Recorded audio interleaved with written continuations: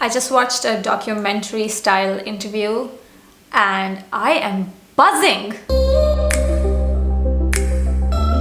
Hi everybody, welcome back to my channel. I want to start this series of sorts called the book club, in which I talk about a book or a couple of them on a similar topic and go over the lessons, the subject, how they influenced me, and maybe something resonates with you. So today we are starting by these. Okay, these are all by Eckhart Tolle. I'm going to start with this one.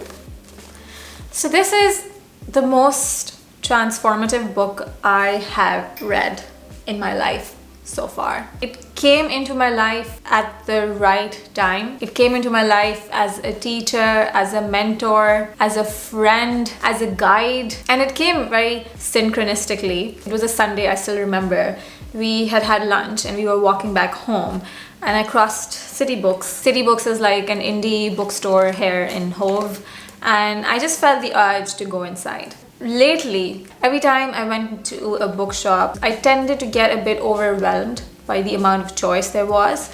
So I tried to go into bookshops with a list of books in mind. I'm gonna browse, but then I'll end up buying what I had gone in with the list. Or I would pick up something that was already on my mind, so I had heard of it, then I'll pick it and I'll buy it. But usually I would find myself getting really frustrated trying to look for a book. I avoided buying books on whim. This time I go into City Books and I'm just drawn to the self-help section. Like, I don't know why I want to go to the self-help section. I go there, I am browsing, I'm looking at books, I'm picking some up, putting them back, and I'm trying to sense the frustration build inside me that I don't know what I want. I'm not connecting with any book in particular. And I'm almost about to leave until I see this book. It's Oneness with All Life by Eckhart Tolle. And I don't know why.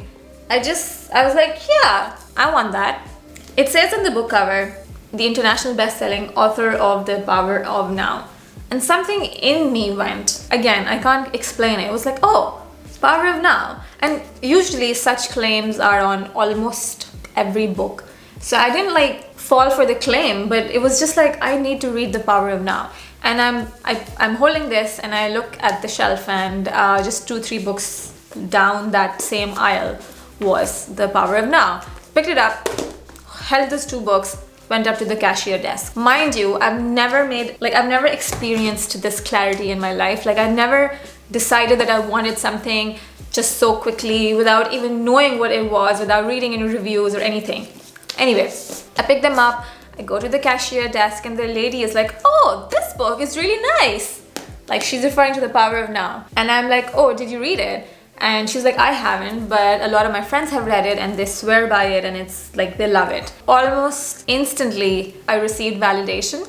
So we end up having this conversation where I'm like, oh yeah, you know what? I have so many unread books, so this is probably going to go into the same pile and I wouldn't get to it for like the next 5 months. She laughs like she's the same. She has so many unread books. And so yeah, I go back home and as discussed with her, I put the books in the pile of my unread books. I go about my day, and before I'm heading to bed, something in me I just got this nudge, this urge to pick this book up and start reading it before bed. Anyway, I picked it up. I'm already reading some other book which is probably in my bag or somewhere, but I pick this up and I take it to bed and I start reading it. So the first thing I read is just the preface. And I read it, I'm like, okay, in which Eckhart speaks about his own life experience, which led to his spiritual awakening, which led to him being a teacher. And he speaks about how grateful he is to the response this book received. And I'm like, okay, cool. I just read that and I put it down and I go to sleep. But from that day onwards, till I finished this book, I read it every single day. And majority of the times before going to bed. And so Eckhart Tolle is pretty well known as a spiritual teacher. I didn't know about him. I hadn't heard of him because I wasn't at that vibration. Oprah is like a big fan of him and she's attested both of them, and she says essential spiritual teaching, one of the most valuable books I've ever read. And I didn't know Oprah was so woke, again, because I wasn't at that vibration, so I wasn't attracting that information or that knowledge. Also, this book is written in 1999. Yes, it's first published in 1999, so it's been around for like 20 years. And after I read it, I came across testimonials by other people who had read it and found it ridiculously valuable, because it is something. This book is something. So this book introduced me to the ego mind. I'd heard the word ego mind being used, but in the context that, oh, that person has a strong ego, meaning they're arrogant in their approach or they're rigid in their approach. They only believe in their own belief system and it's difficult to convince them otherwise. So, that's sort of mental rigidity. In reading this, I learned that the ego is so much more than that we may not be aware of how prevalent it is in modern society. So in my understanding, the ego mind is with which we experience our 3D world. It translates our physical world into our brain so we can experience our physical 3D reality through the mind. Also, the survival instinct is hard-coded in the ego mind. Now, on the humans on Earth timeline, I would say 80% of it, if not more, we have lived as hunter-gatherers. As hunter-gatherers, we needed to make sure that we are staying away from preying tigers or snakes, and that we can hunt deer or rabbit or gather berries or fruits. And you can imagine that living as a hunter-gatherer, that survival instinct needed to be very solid. Now, our outside world has evolved rapidly. Internally, our brains are still living in the hunter-gatherer world.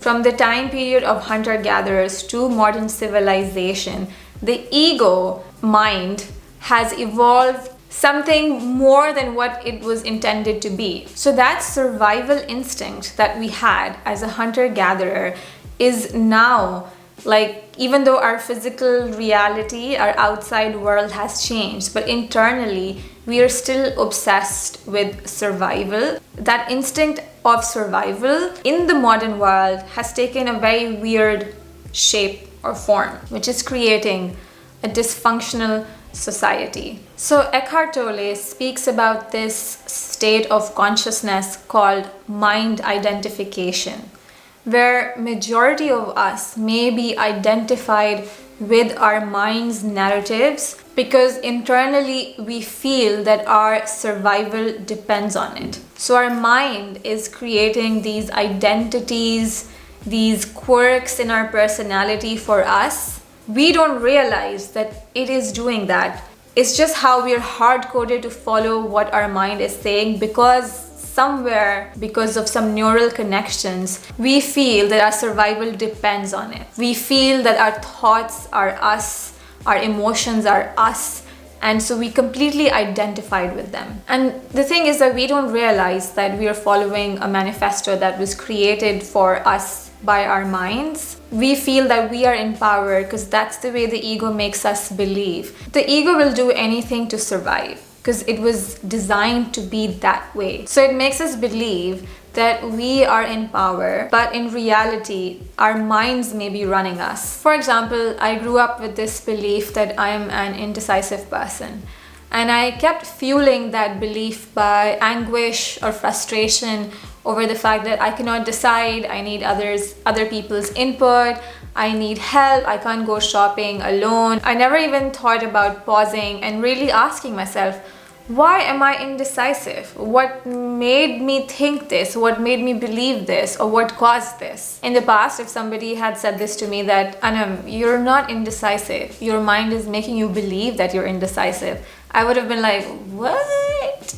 It would have like bounced off me completely. I wouldn't get it. But in doing the inner work and in creating self-awareness, and by reading books like these, I was able to create space around my head and was able to see that neurons were wired in a way that were making me believe that I'm indecisive. And once we become aware, through awareness, we can rewire our neurons to empower us. Also, ego manifests in many other forms: anxiety, depression, addictions, violence, eating disorders, self-pity, victim mentality. Our minds can make us believe that we are a specific person with specific needs, with specific problems, with a specific history.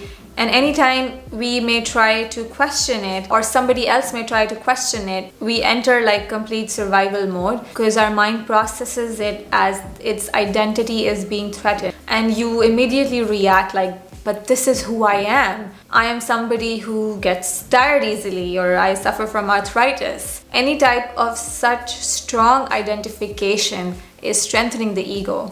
Guys, this is kind of like a complex subject that I'm trying to sandwich between 10 minutes.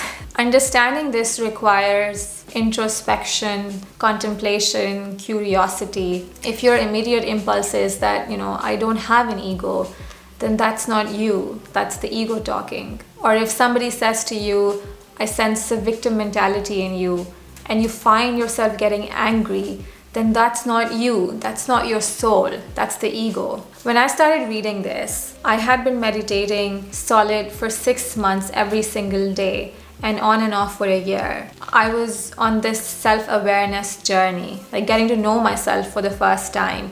And I know now why it felt like this, because I was stepping away from mind identification. I was in observation of my thoughts, however many, no judgments, no attachments. I was rewiring my relationship with creativity. I was rewiring my brain through gratitude. I was journaling.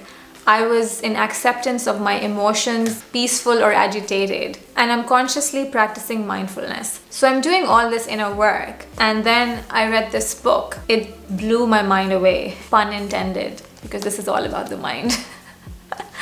So reading this book made me realize that I had compulsive thinking tendencies, bordering on neurotic sometimes. I was critical of myself. And even though I say I was doing that, basically the ego had created these personas for me that I was following, like following a software in my mind. Somewhere in my childhood, my brain got wired into creating a belief that I am not good enough.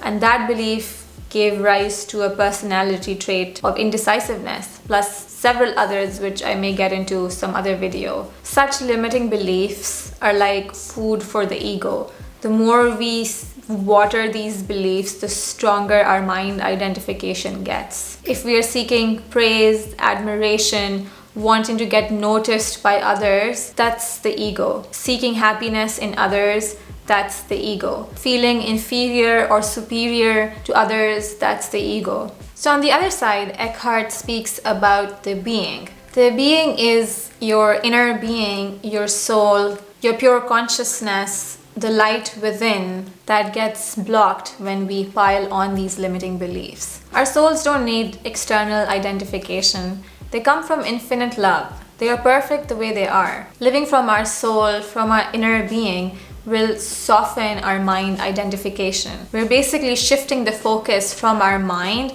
down to our hearts. This will make the mind work for us and not the other way around. And how we can do this is what you will find in these books.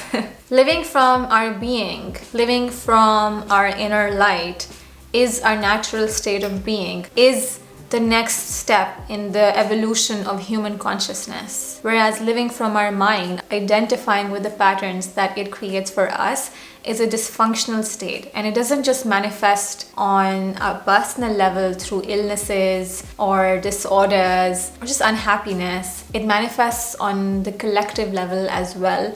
This dysfunctional state of mind identification is more common than we may be aware of. Compulsive thinking, living on autopilot, feeling empty or unworthy inside, believing in things just because we've believed in them for years or our parents believed in them. We don't really question. But it's not our fault. We're just following the patterns that are stored in our brain, in the collective consciousness. But we can rewire our brains to put in the patterns that empower humanity. And when we make this shift, from our heart, from our soul, from our being, with a positive, authentic intention, we will receive unimaginable help and guidance. Taking back my power from the ego wasn't fun or easy, but it's like training any other muscle. The ego softens with practice. I'm significantly less identified with my mind now. Of course, there are moments, incidents when the ego gets triggered or the ego flares up. An old pattern is being brought to my attention.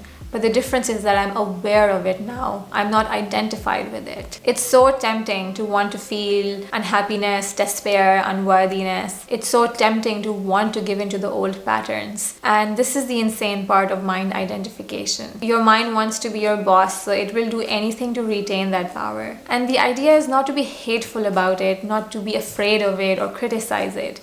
No, it is a part of us, and we hold it with love and we train it gently. And it will be different for all of us. Our childhood, our genetics, our environment, our life experiences, our company, they all contribute to our mental state. So we all will be on different levels of mind identification. So Eckhart also speaks about the pain body, which is our emotional baggage. So our thoughts and our emotions are constantly feeding each other. For example, we would think a negative thought that would then cause us to feel unhappy or anxious, and that unhappiness and anxiety will create new negative thoughts, and those thoughts will then continue to make us feel more anxious or more unhappy or empty, and this keeps on going on a loop. And we are in the middle of the loop being affected by the low vibe energy. And the more momentum the loop has, the bigger our emotional baggage is. And the bigger our emotional baggage is, the more we're living in density. For some people, this pressure of density is what pushes them to break away from it and realize that, we don't identify with this emotional baggage anymore. This is not us. And then they awaken to a new reality, to their true nature. He also speaks about how the ego works on the collective level. So we're all connected energetically. We attract what we think, our thoughts influence each other. On a society level, the ego can manifest as female suppression, animal suppression, rise in physical illnesses, rise in mental illnesses, wars, obsession with money. Basically, these books will expand your consciousness. They will expand your awareness and put your soul in charge. If you do this inner work, you are helping the collective. And as the title suggests, you can do this, so you can help the collective by being in the present moment more and more and more and more and more and more every single day. And take responsibility for everything that's happening in your life. If you wish to understand how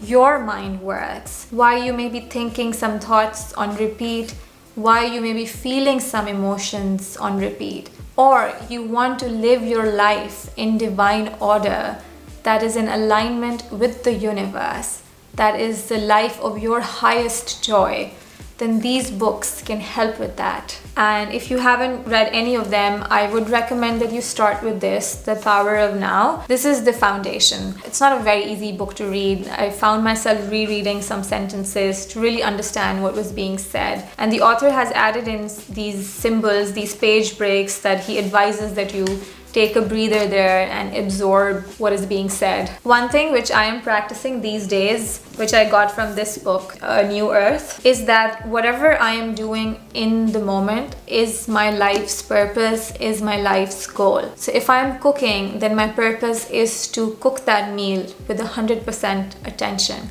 If I'm reading a book, then my life's purpose is to read that book with 100% attention. If I'm doing something trivial like opening the door, then my purpose in that moment is to open that door. Whatever we're doing in the moment, just doing that to our best ability. And this book goes into other areas of life as well, like parent and child relationships, romantic relationships, electronic media, mindsets, illnesses, carrying the past, obviously ego in the collective, thoughts, drama, and then awakening and our relationship with the universe, with the divine. I will I will definitely be rereading these, especially The Power of Now. This book is definitely a keeper for life. And I'm sorry if the lighting has changed because the sun has kind of disappeared. In the end, Eckhart Tolle, if you ever stumble across this video, thank you so much. Thank you so much for writing these. Thank you so much for being you. Alright, my loves, I am excited for this video to go online. Hope you found this useful. If you have read these, let me know how you found them. Thank you for listening. I will see you soon. If you found this helpful, I would really appreciate if you subscribed because it will help the channel grow. Thank you so much. Bye!